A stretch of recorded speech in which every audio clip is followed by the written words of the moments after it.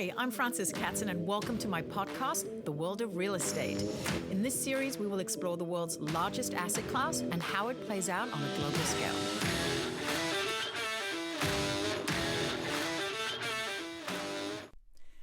I am so excited to be joined on the show today by someone I consider a creative genius, development powerhouse, and a wonderfully genuine person. He's progressed the ranks of real estate on merit and innate talent with a level of sophisticated creativity few possess. Douglas Elliman, Managing Director, John Albino, it is such a pleasure to have you here today.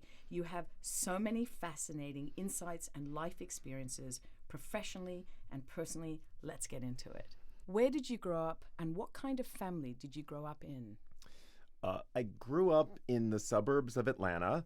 And actually, that was my first introduction to real estate development. It was a time in Atlanta when there was incredible growth in the city, and basically my parents were sort of the first wave of Yankee transplants to show up in what had formerly been farmland. So we actually, I grew up around new residential development.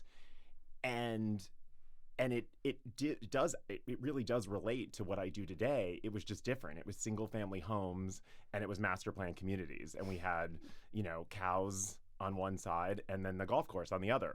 That's incredible. And they were building, this was a time, they were building one after the next of these. There were maybe a dozen of them and 800 homes on golf courses, with a all country the same club. Floor plan? No, it wasn't quite Levittown.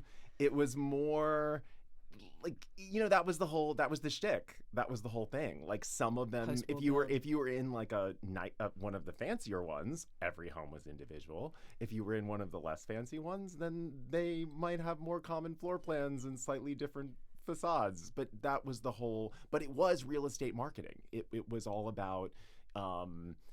Every community had its own little entrance gate.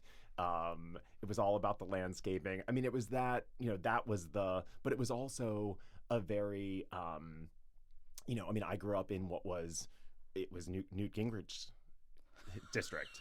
It was a different, there was a meeting of sort of the old school Southern culture with this sort of Yankee transplant culture that was, I guess, all kind of focused in the 80s on the sort of go-go 80s, right? Like Reaganomics, everybody thinking that, everybody's upwardly mobile, that kind of thing. Very aspirational, quite honestly. Great That's word. what it was. It was aspirational for a certain type of audience.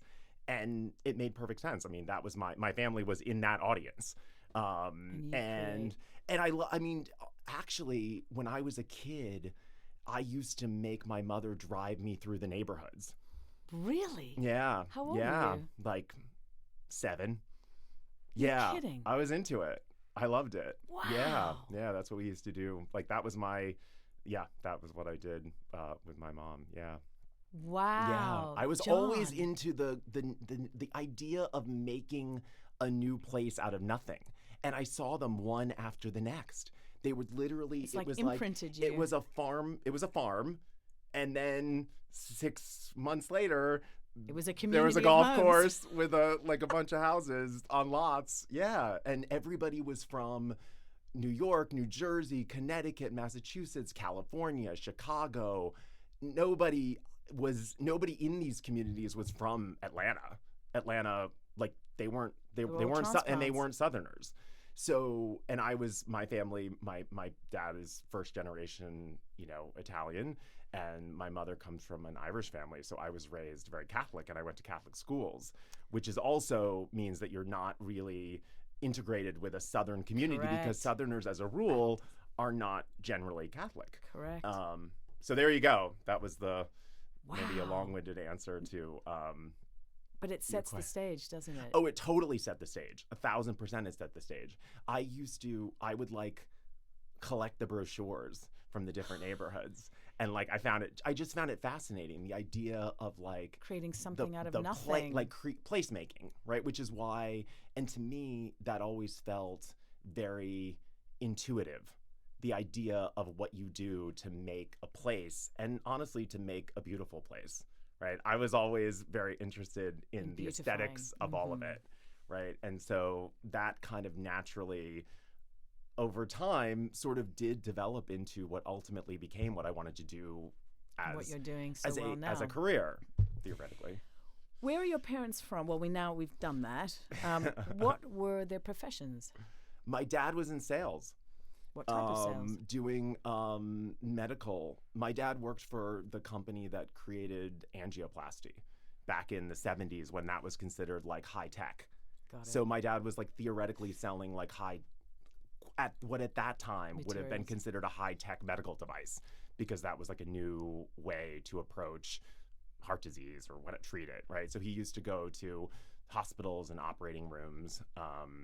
And my mother was actually a nurse, a nurse for 50 years. Like she actually was in a career for 50 years working as a nurse, hospitals, and then she worked with developmentally disabled. She ran a daycare for adults with dementia, and she was a hospice nurse. She generally worked with geriatric. Yeah, intense stuff. Not about aesthetics. No. About like real contribution. Real people that had like real need. So it was a different. It's a little different than where I've ended up today. But my parents were very hardworking people. Much like you. Like very hardworking people. That was the culture was building work hard. The American dream. And that was 1,000%. And that was how I was trained. Yes. In go out, get a job, get to work. Like if you want to make it in America, like you want that American, to your point, American dream, like go out and work for it. Yeah. John, how would you describe yourself? Wow, I thought you did. I mean, you did an unbelievable job at the beginning. Thank you very much. I mean, I like to think that I'm genuine, and that comes across to people. I care a lot about the things that I spend time on. I don't, and I take it very seriously. Yes. If I'm going to bother, I sort of believe that, it's like, what is prostitution? Prostitution isn't specifically about sex. I mean, it is, but it's about doing something without feeling for the sake of a buck. And I don't believe in that. So I don't do it without feeling for the sake of a buck. Like I do it because it actually gets me really excited. And that's how I believe in doing my job. So I like to think that it's genuine. I mean, as I said, it's all encompassing. When we watch you, you are fully impassioned and committed to the task at hand until it is complete in its entirety. Well, I'm kind of a perfectionist. Get out. So I keep looking at, I can't help but constantly look at things and think, well, that could be better. That could be like this. You could do that. No, it should be like, it's actually a very difficult thing to turn off. It is. Like I'm the person, it's never satisfied. I was in Greece this summer at a hotel, and I was with a good friend of mine who is a very OCD architect, and we were in the lobby, and for some reason it was a beautiful beautiful hotel, amazing, but the lights in the lobby were 4 different color temperatures behind the desk. One was yellow, one was white, one was blue. I mean, I couldn't even, and I'm looking at them, and he's looking too. Like we're both kind of like, huh, like that, what? And so I said something to the woman, and she's like, "You see it too?" She's like, "Nobody around." And I mean, this was like when I tell you we're talking about like a major global brand, one of their most flagship properties. And I was and I'm like, wow, but I can't help it. My eye is just staring at it all the time, and it's thinking such a like, good eye. I mean, I think it serves the clients and the people I work with and in this business actually well, It drives me a little crazy sometimes. But that's part of what, that's part of what this business is about when you're talking about, Billions selling of dollars. and investments of passion, right? Like it's not just about, that's the Knight Frank report, right? That's why it's real estate, wine, cars, art. Because part of the story of making the money has to do with what the thing is. It's not just like, I can't look at stocks and bonds. I don't really get it. It doesn't, I get it. I know theoretically what it means, but it's not intuitive to me in the way it is to look at something and have a sense of how that relates to how someone lives in a space and the quality of life that they enjoy there, and therefore why they would pay X dollars more for this than all these other things. What was it like growing up in Atlanta and moving to New York, and what prompted that?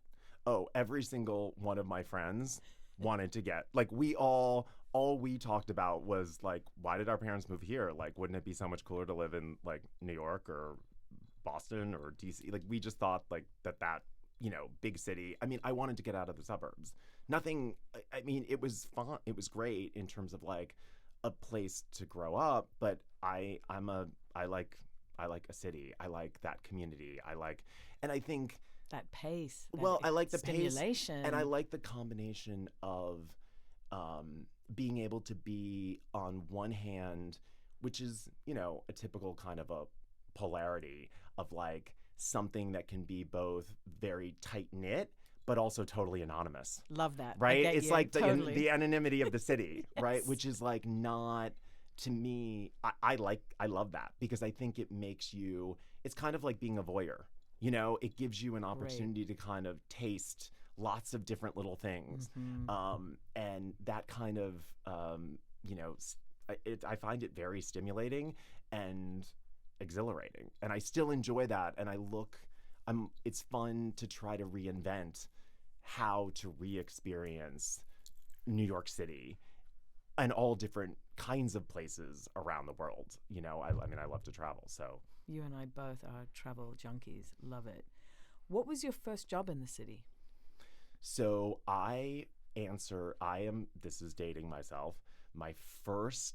It was a New York Times print real estate classified. I'm literally. surprised you didn't say the Village Voice. Literally, that was my first apartment. Okay. Right? I totally remember that. I remember Village Voice, A, the print, Yes. right? And then B, when it was online and it would update at a certain point during the day, and you would go to look to see if you could find something great, like that West Village studio for like, 5 cents. Right, Mm-hmm. Exactly. In those, Sarah right? Jessica Parker, right? Totally. Mm. So I kind of basically, over time, like I went from, so I answered a New York Times Reels, the classified, literally circled it, got the job. I worked as an analyst doing, I ran numbers and stuff. It was not called know Argus Run, like Argus or something. What did you Inputs do? and numbers, and it was actually, interestingly enough, it was the gentleman that I worked for was really a super smart guy. And he was in the business of doing like specialty valuations of different kinds of properties all over the world. The country, mostly domestic, but I guess he did some international stuff too. And I helped write the reports. So he would do the analysis, but he needed someone to write the reports. They involved big reports. And so I wrote the reports. I sat in a little room with a desktop, a computer, and all day, and I wrote reports. I would do site visits and things like that. That is the antithesis of you. Yeah, I knew, but what actually is very relevant to what I do today, in the sense that was about quantifying value. Correct. What that didn't account for, or the sort of the subjective part of it, the qualitative part of it, that was about quantitative, right? An Argus Run.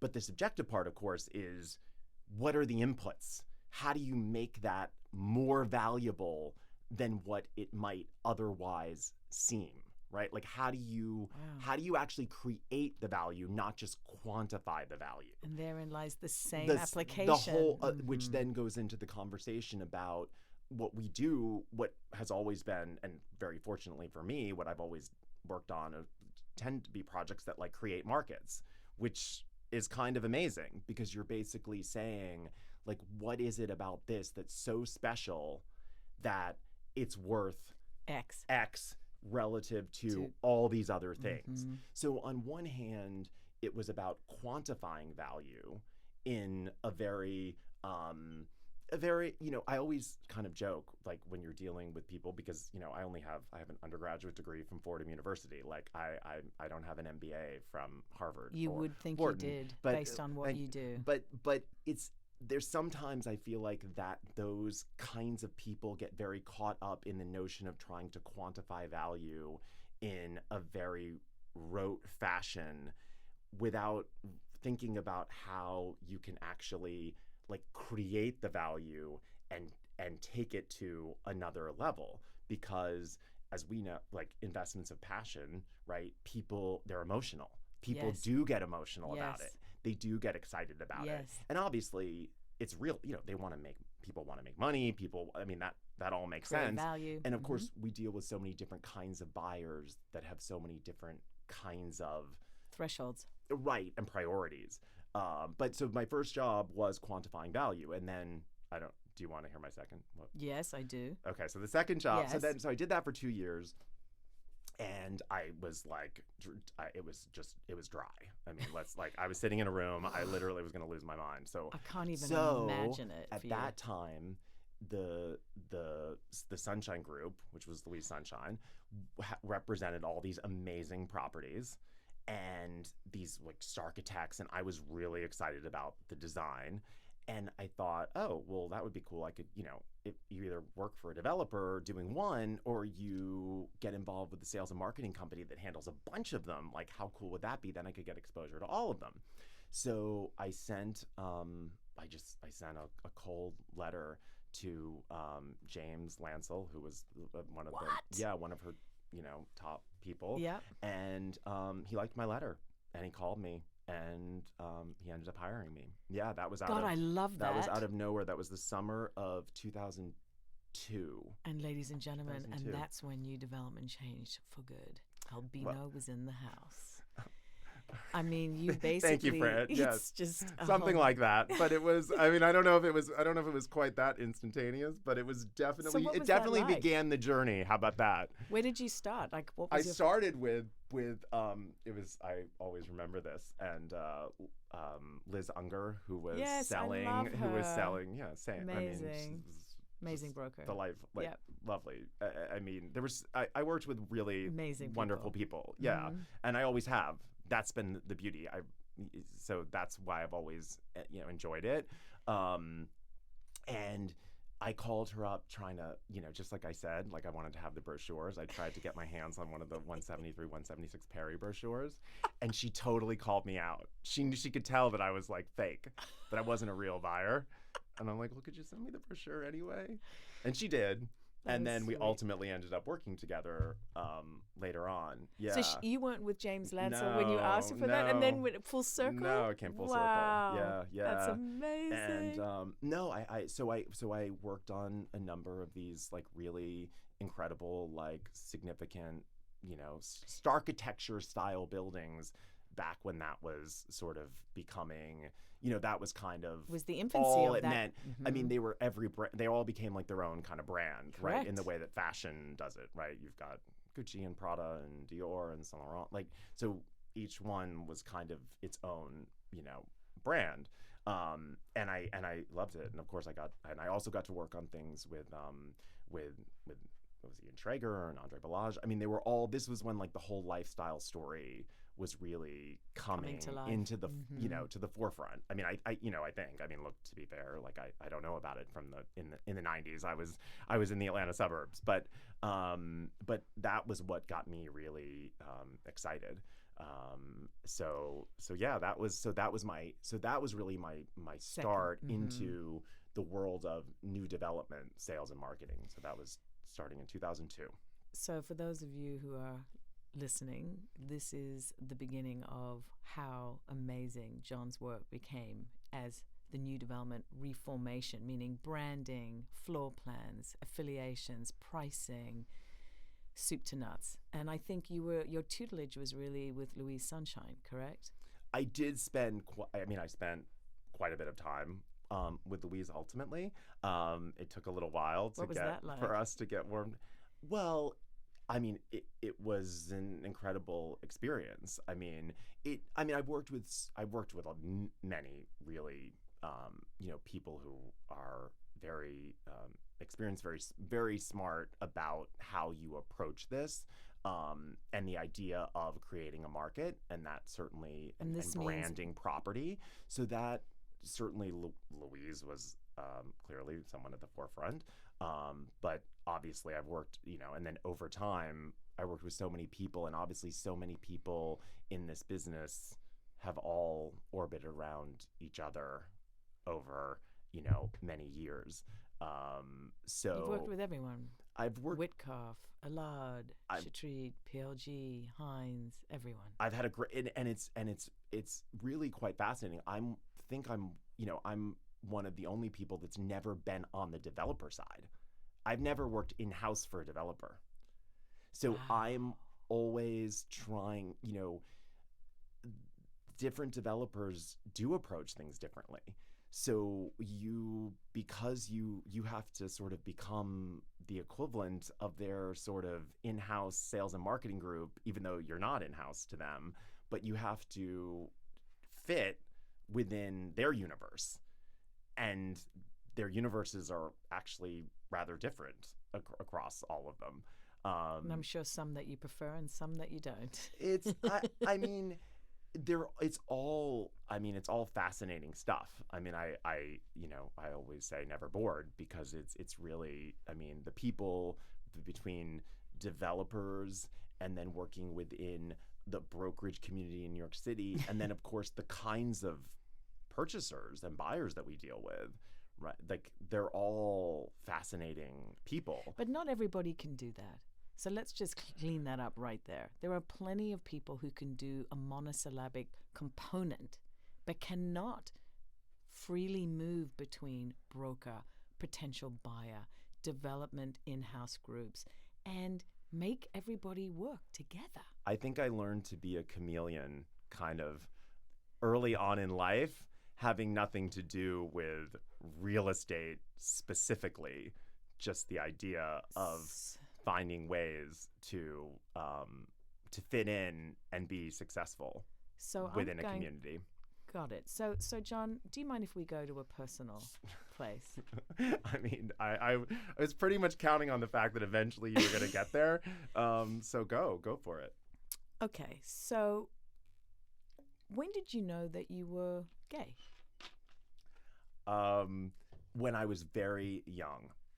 I was very I was somewhere between self-aware and self-conscious, but wow, at a very young age. And you're now in Atlanta, right? With the Southern Baptist, and you're in a Southern Baptist and Catholic and Newt Gingrich. Yeah, it was. I don't think you felt safe to do anything with that, right? It was. It took. Must have been terrifying. It took a lot. Well, yes. On one hand, terrifying. It was challenging because it wasn't as if it was universally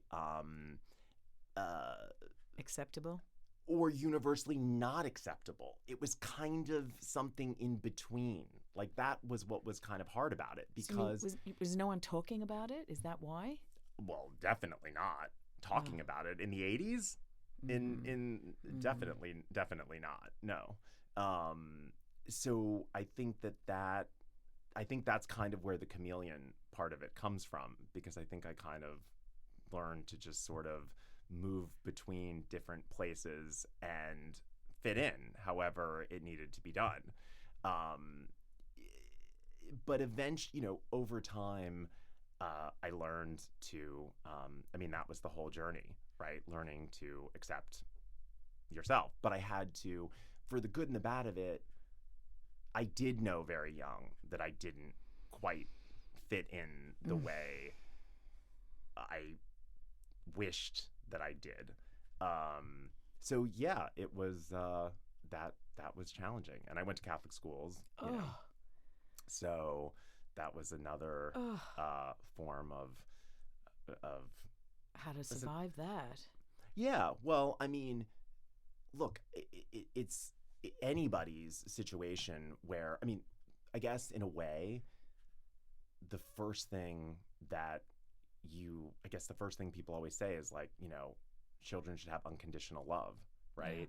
Yeah. And like, it's a little, that's what I mean by the challenge. It's, yes, unconditional love, but also, but was it conditional? But on some level, right? Behave a certain way and be a certain right, way, and we'll love you. And then just it's the fine, same. right? Which is, I mean, that's a classic story. It doesn't only relate to your sexuality or anyone's sexuality, right? There's lots of different people that exist in communities that have certain expectations, constraints, and parameters. I mean, that's what virtually everything, you know, every Netflix or story about a cult is about, fitting within a certain worldview.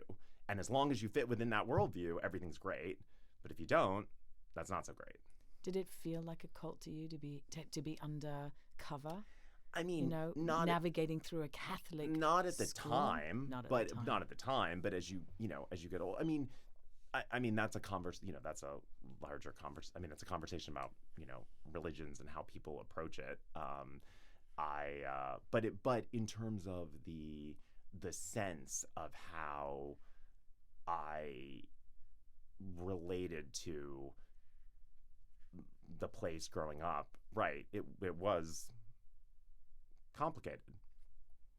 That's an understatement. So let's fast forward now. Now you're now in New York.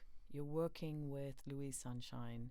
You are working with everybody. Your takeaways are that you're now getting more confident being able to do the processes as you start building and creating these values on product, property, sites, analysis.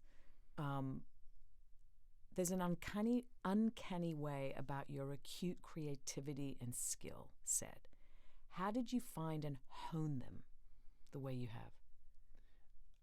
I mean, I like, as I mentioned, the voyeurism bit, but I like to see and experience a lot of different kinds of things.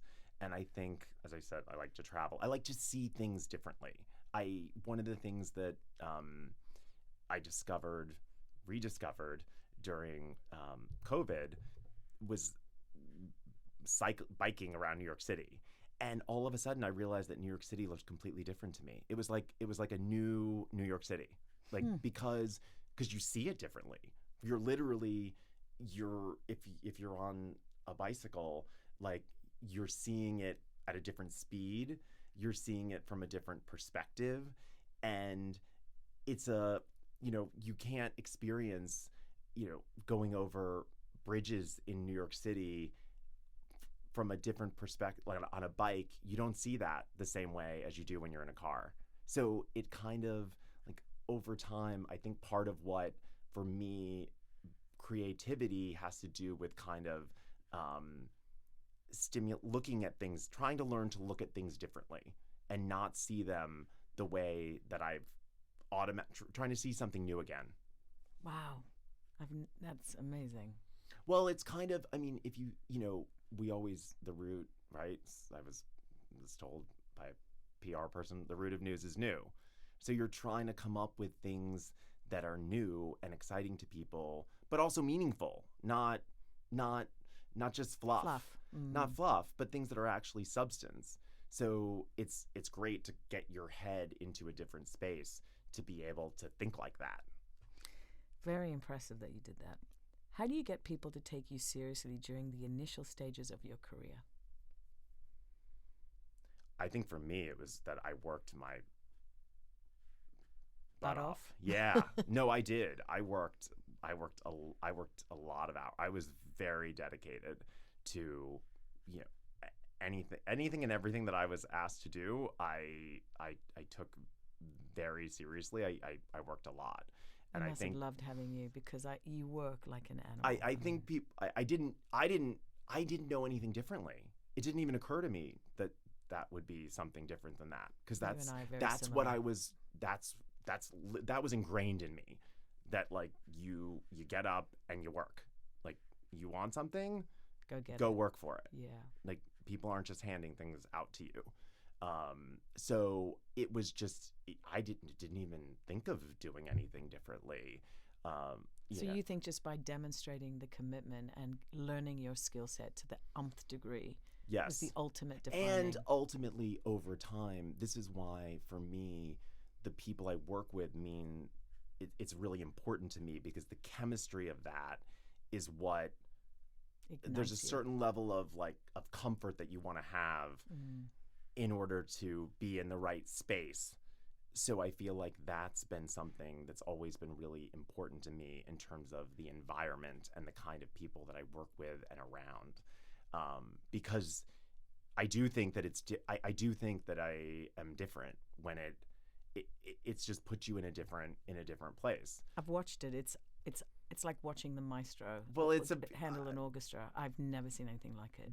Well, thank you. I think you and I think there's certain, like you have a dynamic that you establish with a group. Yeah. Storming and norming, right? And you got to get to that storming and that norming with a group that you feel comfortable with, and then you can actually do really, really great things. Yes. If that piece doesn't work, it's flat. It's very difficult to get to a successful outcome, especially when you're trying to do something that's unprecedented, right? Because you are, by definition, pushing the boundaries, right? Of everything. And you have to do something, as you said, trust. You have to do something that is maybe a little less safe.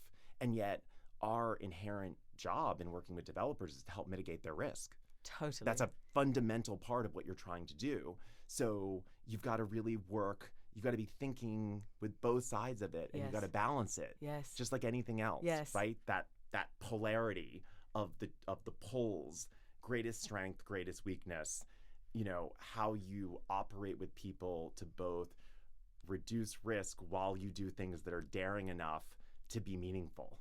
Totally. I mean, we've worked on a few projects now, and I have to say, it is one of the best parts of the project has been sitting in those rooms with you, coming up with ways. I mean, even when sitting in those rooms with you, right? Like, that's the fun part of it. Yeah. That's what's so amazing. Yeah. That's the excitement yeah. of making something. And again, I go back to making a new place, but obviously, in this context, it's a commercial endeavor. It's a business endeavor, right? So you have to take it really seriously, and there's enormous amounts of money on the line. Lots riding. Right? So you need, it's running the process. I think one of the things that I always think about is, like anything else, the risk, the beta, right? And we wish that we could have just a very direct, clean, linear process. But that's not, it's an enormous, there's a lot of beta in there. There's a lot of ups and downs. But what you're trying to do is keep those peaks and valleys within a reasonable range, and ultimately see that by going through the peaks and valleys, you get to a much higher you come to a much stronger outcome. That's the point.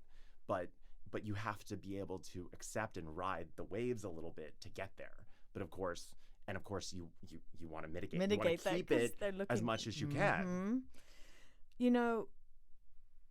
You've had your hands in nearly every new development project in New York, from concept to floor plan, as we've discussed, design, and you're highly sought after. You are very highly sought after individual. Every developer wants to work with you. How do you end up where you are today? I mean, I've had the opportunity to work with many wonderful people, and I have to say that I think one of the things that I've always really appreciated within Douglas Elliman, working with Howard, Susan, all the brokers I work with, Leslie Wilson, people have always been, have let me I feel like I've been given the freedom to kind of do what you do. what I'm doing to bring the developments to the place where they need to go, which is ultimately transactions and sales. I don't know. We're not getting into that conversation today. Well, I think we've already. I think it's pretty clear based on my on the 80s, and you can probably do the math. But I mean, not as young as I used to be. But hey. Well, I will say this: when I first met you, you were wearing like the most amazing leather jacket. You were like model good looking, and you were walking around in sneakers and just railing it off. And I thought, oh my gosh, who the hell is this? This guy's on fire. I want to do what he's doing. I want to see what he's about. Well, I kind of realized that I have to do things sort of my way. I can't necessarily quote unquote compete in exactly that kind of more formal business way. But I think because people who work with me over time know that how seriously I take it all, it doesn't matter as much whether I'm wearing a suit or jeans.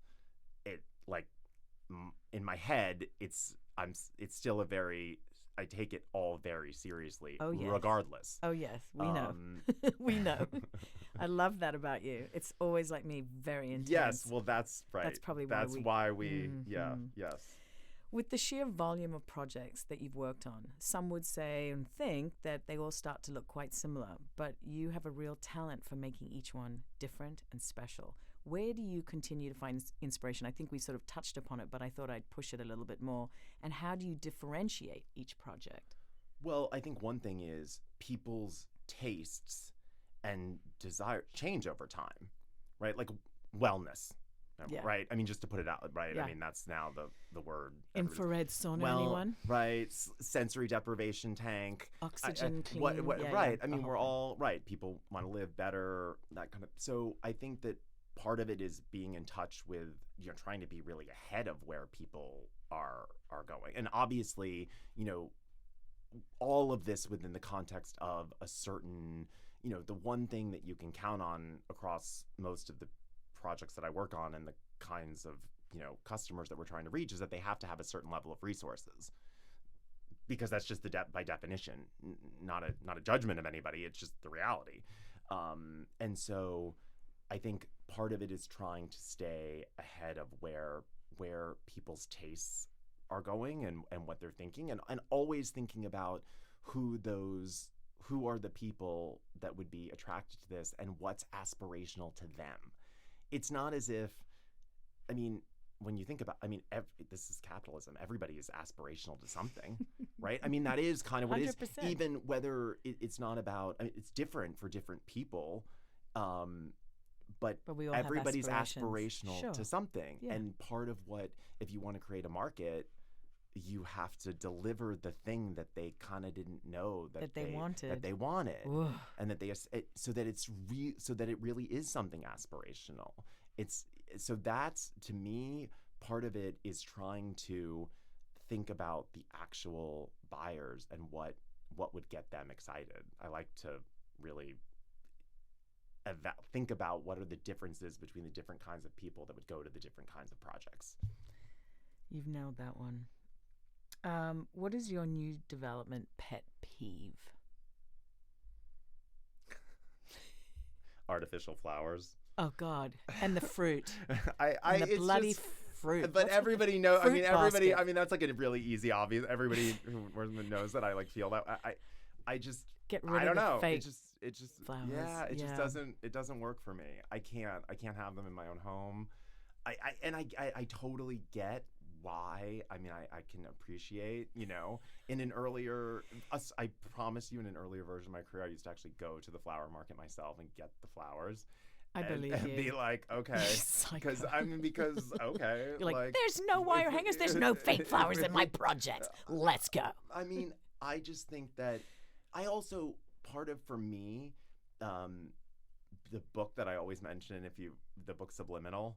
You ever read the book Subliminal? No, because I have so much free time. Yeah, right. But I will do it on Audible. No, it's just like, it talks about how so much, I mean, as we all know, right? Like, so much communication is nonverbal. So much of how people make decisions, they're not so conscious of it. Correct. So to me, in my head, all of these things are contributing. I can't prove it specifically. I'm not doing like this isn't, Kraft Foods, like doing a new mac and cheese where you're going to like taste test it across 1,000 people. Like, we don't have that kind of time.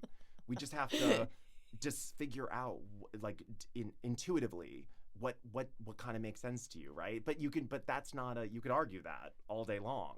But in my head, that just doesn't make sense. Like that's just how I see it. But again, like, I've never been on Devo. I don't have to write the checks, right? So okay. But you've certainly made lots of people lots of checks. I hope. Yes. I certainly hope. That's the plan. We've done it. We've sold out projects. Thank you very much. And that's where you need the storming and norming and the passion of a collective team of people, because it has to be a shared vision to get there, especially when you're creating a market. Wow. Well said.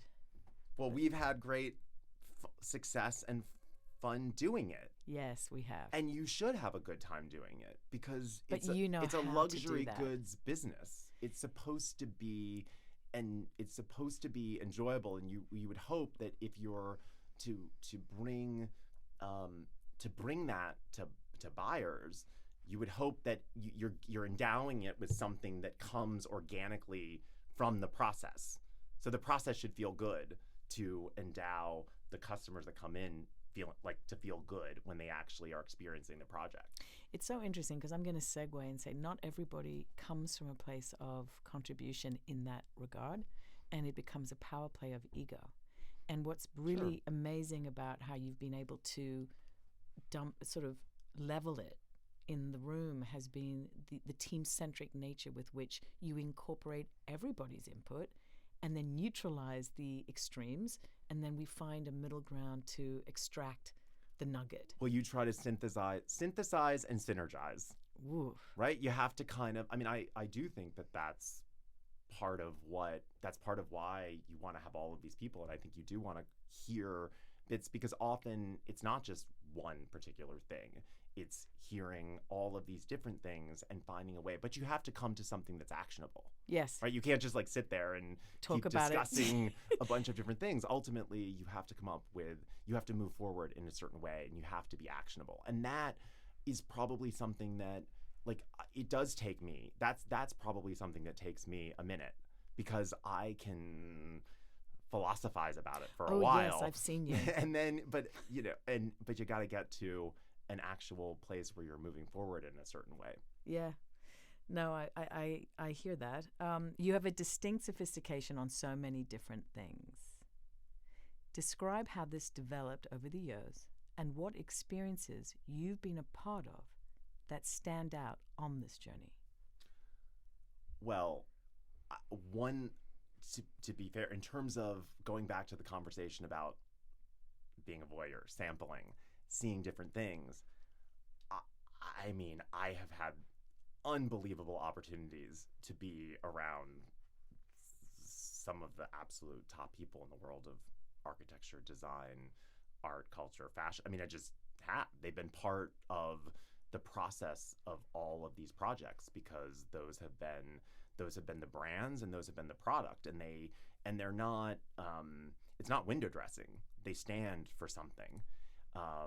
So Love that. the experience over time of having dealt with all of these many different geniuses in their own regard, and by the way, that also includes creative people that we work with that work on the branding and help to shape the story and position these projects. So I think I've been very fortunate. That's not something, especially because I work on so many projects at once, and I deal with so many different projects and different geographies, that over time you really do see the process, the creative process, and the creative genius from so many different people. And I think that ultimately helps to inform what goes on in your own mind. And I also think that some of it is just being in touch with so many different kinds of people and places, and not existing in one one strata of the world and society, but all different kinds of people. It gives a pathos or a fabric to it. Yeah, well, and it also dimension. I think that sometimes again it's that tension between different kinds of ways of looking at things that brings an energy, and I love that. Me too. I love that too. Looking back, what would you say is the most important piece of advice you've ever received? Well, it's funny. I've worked with so many different brokers, real estate brokers in New York City and other places over the years, and I get some kind of a story from each one of them. You know, like brokers have their right. They're not going to be vanilla. They're going to be individual. I mean, that's why no one chooses to work with a vanilla broker, because why would you? There's no reason to work with that person. So I think it's probably been more of a collective, learning process. No is a complete sentence was kind of it was sort of a revolutionary one for me. So to being able to say no. Yeah, which I'm still terrible at. I don't like to disappoint people. You know, that's how I feel, but that's not always, that's a weakness. That's again, polarity, greatest strength, greatest weakness right next to each other. So part of it is being obviously wanting to always say yes, but also understanding that sometimes saying yes isn't actually in the best interest of client the project. So sometimes you have to be a little bit more steadfast in your in your view, and that for me is always that, without question, that's always something that is difficult. Even though as I've gotten older and more confident, I think it's become it's easier for me now than it used to be, but that always takes me a minute. That's a hard one. And then some. But other people are happy to tell me when I need to start saying no. Yeah, there's a lot from the peanut gallery, yes, isn't there? Yes. That's a New York thing too. Totally. What's the most important decision you've made in your career progression? I mean, the decision to, I would say, the letter to get the job. I mean, that was fundamentally for me. That change. It was getting into this whole world, and then it just kind of snowballed from there, which I had no idea at the time that that's ultimately what that would be. I thought maybe I would do that, then I'd go work for a developer. Wasn't really sure, but it snowballed from there just very organically. When did you feel like you'd made it in this business? Feel like I made it? I don't think I feel like I made it. I don't feel like I ever feel like I mean, that's like me, the self-deprecating. Yeah, but what has made it anyway? Okay, let me rephrase that. Like, you've arrived where people sort of part the sea and say, I think please, made Mr. it. Albino, I don't have want. a seat. Yeah, I don't need anyone to do that. I don't care about parting the sea, and it's just happening. It's John. the ability to do. It's the ability to do good work. What I want to do. Yeah, I mean, I think for many people, going back, you want to feel. You want to feel like you have financial freedom to be able to do what you want to do, and therefore to be able to be involved with the things that you're most passionate about, so that you come to the best possible outcome. I've always been very fortunate. It's just sort of naturally happened that those are the kinds of things that I have been involved with. But I always the part of it is enjoying the idea that things do change over time, and that people do have different tastes, and thinking about how that evolves over time. I enjoy that. So again, I don't think it's sort of, for my own career, it's like, do you ever really arrive? I don't know. I love that.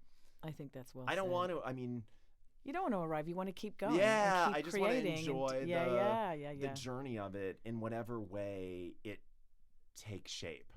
And, I think actually probably what would be the most exciting for me would be able to just do my own thing.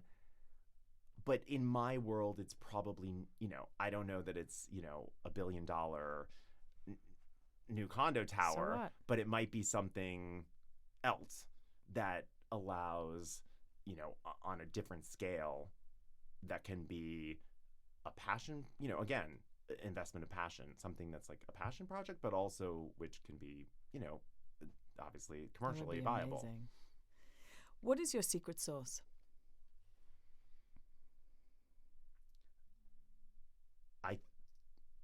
I think it's really about how working with the people. I like to talk to people a lot.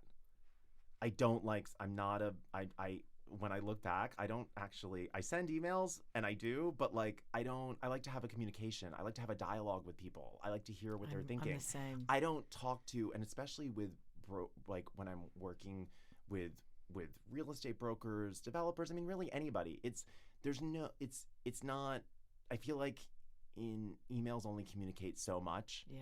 And so many of these things are not... They're nuanced. It's not 2 + 2 = 4. It's not that simple, right? And really what we're trying to do is have 2 + 2 = 6. Yes. So I don't look at it as a simple yes, no, black, white, as much as I love black and white. But I feel like part of what has been helped make me successful and what I've really enjoyed is having all that dialogue and getting all of that information, and again going back to kind of trying to bring it together in a way that's actionable. And it's editing and refining. Yeah, exactly. I mean, you could say curating, but everyone's kind of tired of that word. But I mean, but there is an aspect of that. I mean, that's what a book editor does. That's how you get, so much of the success of things is in the editing process. What are some of the personal habits, John, that have kept you on top of your game? I would say ultimately over time, fitness. Working. Working out. I mean, that had to be. You didn't get that body just by sitting on a couch, now did you? I don't know about all of that, Miss Prima Ballerina. Legend in my own lunchtime. But I mean, for me, I realized, and I wasn't a person. And actually, that's what I realized. Part of why it's so important to me now is that it wasn't something that I did when I was younger. And I think that actually impacted. I mean, I do believe in mind-body connection. I do think that the two things. I mean, we're animals, 100%. right? Going back to the same conversation about why does subliminal mean something? Why is communication nonverbal? Because we're animals. So the way your body feels and the way it moves, Miss Ballerina, is fundamental to how your mind works, right? All of that, the chemistry of what goes on, the biology of what goes on in your body, does impact how your brain works. You can't separate the two things. No, you can't. And because I think because of how I grew up, I think that it was all the more important for me to have an outlet, to kind of center again in terms of my actual my physically, and I feel it differently over many years of and adding in. It's actually the one thing that I never did, which you can't make it up because it was probably the thing that I needed to do the most. Classic. Was yoga. I had never done it, and I didn't really know how. And during COVID, I started just because I needed to do something, and I wasn't leaving not leaving my apartment by myself. Wow. For months, among the many challenges, right? So I started doing virtual sessions with my trainer, and the natural thing was well, you should start doing yoga. Why don't you just start doing yoga? I'm like, all right, fine, we'll try it. And I discovered that I actually could move differently over time, right? I mean, it didn't happen in years. We're talking years, not weeks, not months. We're talking years. But that to me was something that was really, it was really important, and it really did change things for me. And I think it does affect your brain chemistry. I think it does affect all of those things. How your body feels and how it moves actually does change things. I would agree. That's why. Well, of course, right. You and I, right. I mean, right. So, you know, John, we've talked about, what would you say is the biggest achievement or win in your career? And I'm going to ask you the really tough question. What project has meant the most to you?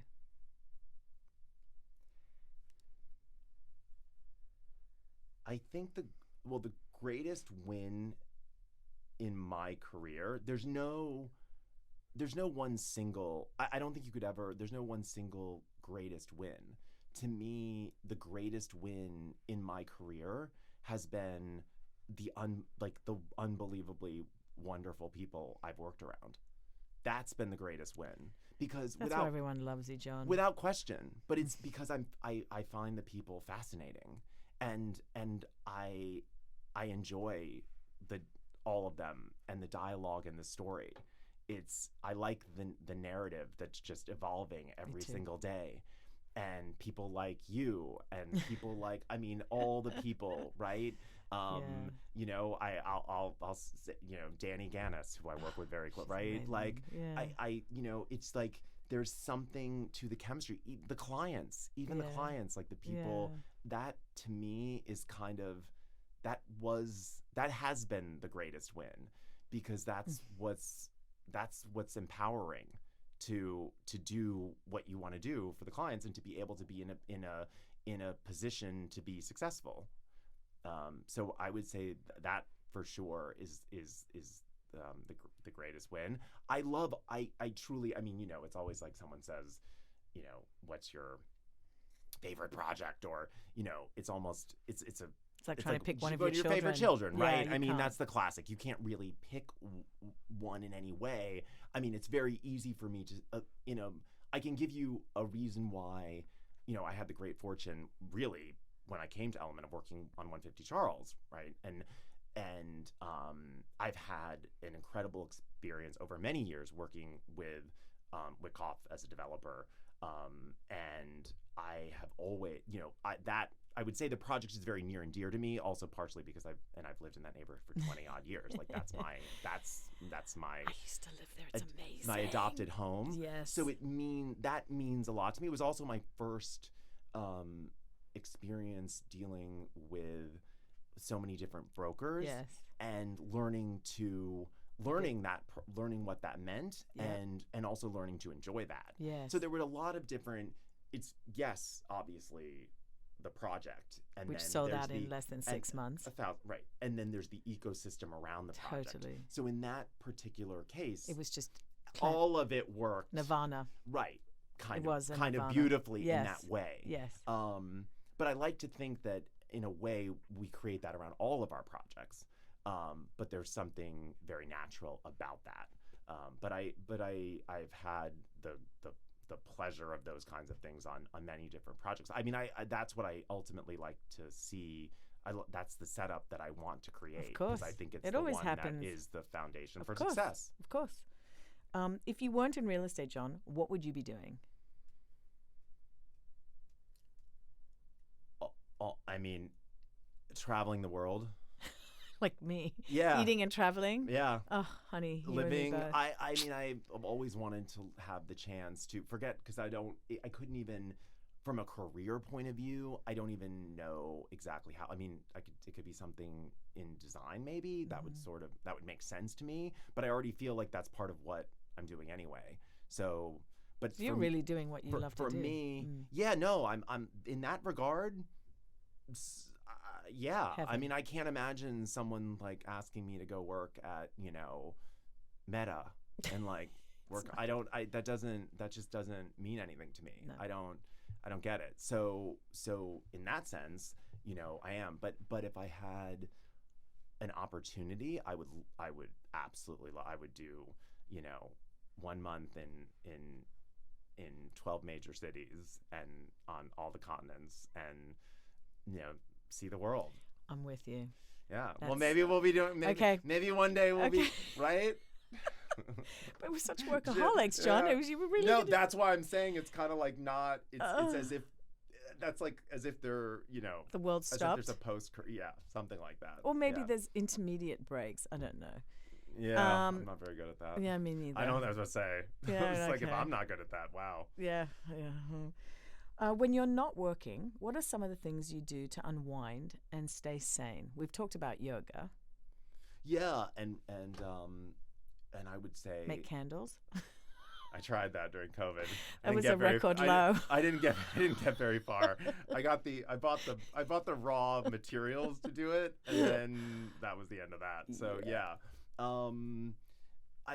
I mean, as I said, I love to travel. I've now started discovering the joy. Like, as I said, as I rediscovered New York by bike, now I've started rediscovering, like I was in Paris in July, and I biked up to Versailles, which was like incredible. You never told me that. That's amazing. Well, also it's amazing because when you're approaching Versailles on a bike, it's different from when you're approaching it. That's what I mean. Yes, it's of about course. reorienting your perspective. But I feel like the way you approach it on a bike is from straight on, and which I think feels more like probably how it felt to like arrive on a horse. Sure. In the right. Personal. So overwhelming. So it gradually like reveals, and I'd never been to Versailles before. So, which is crazy. It's crazy. I don't know Isn't how I waited all those years. It took me a long time to discover Paris. It's of course also what you discover. And again, this is what I think is so fascinating, is that like you can't, all of these different, cities, communities, they all have their micro communities. So you have to find the micro community that makes the most sense for you. Otherwise, you don't really get it. No. Right? Or it doesn't resonate with you in the way it would. Yes. Right? It's correct. like, and it took me a while to figure out, oh, that's the part of London I like. That's the part of Paris I like. That's the part of Argentina. Like, yes. Right? Like to kind of find, which is, again, going back to humans as animals, right? We operate in tribes in a way. What is your biggest vice? From a professional perspective, probably people would say I'm too nice. I have a hard time being heavy. Yeah. It just doesn't. But I have to say, when it does come out, it's like holy shit. And then what's your biggest vice? As someone who actually I know who knows, who can speak from true experience. Yeah, we've had our moments, but that's probably why I love you the most. Right. Likewise.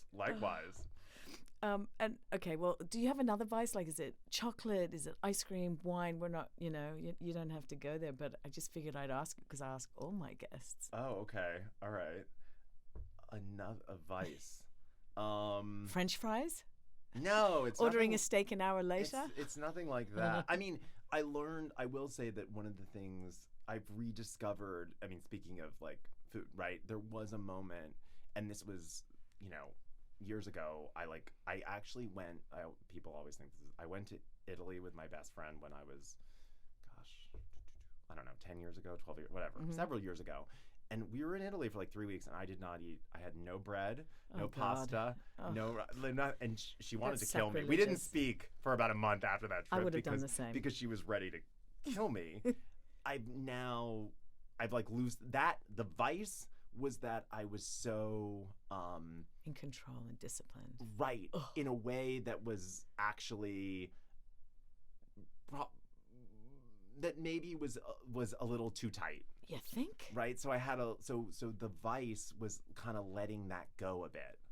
I love that. That was, and that I really did. I have to say, I really did discover the reset in COVID, because it made you re-examine things. Like, it always seemed like, oh well, it doesn't matter because I'll, next year I'll eat the fried chicken, or next year I'll do the whatever, or next year I'll start eating, cake again. And then all of a sudden you're like, oh wait a minute, what if there isn't What if there isn't a next year, right? The same conversation that everybody had with themselves. But I think different people, it had different meaning. And, you know, I'm not going to pretend that the only meaning it had for me was related to, you know, cake and French fries. Obviously, it was much more significant than that. But I think letting go, that's emblematic of a larger conversation with myself of letting go of certain situations so that I wouldn't, to not drive myself crazy. Well, I want to say thank you for letting go here today. Being with you is like nothing else. It's just flows and it speaks my language completely. So I just want to say thank you. Well, it's absolutely an honor and a pleasure and an adventure. And with more to come. With so much more to come. I'm the thing is I don't know what's next to come. That's what part of what makes it so exciting and fun, vexing sometimes also. But I you know I love it. You know I was a kid watching the soap operas. You know I liked the drama. I liked the story. You know. So you know, and you've been an incredible inspiration to work with and watch. I always you know, I think it's so you know, anyone appreciates, again, going back to the human animal, like mothers and children, how they relate, and I always think it's unbelievable how, you know, someone like you can do all of the things that you do. It's nothing short. I've used the word a force of nature, which is, I think, natural, but also I think for you take it to a different level in a way that's really quite beautiful. Wow. Thank you. Of course. Thank you.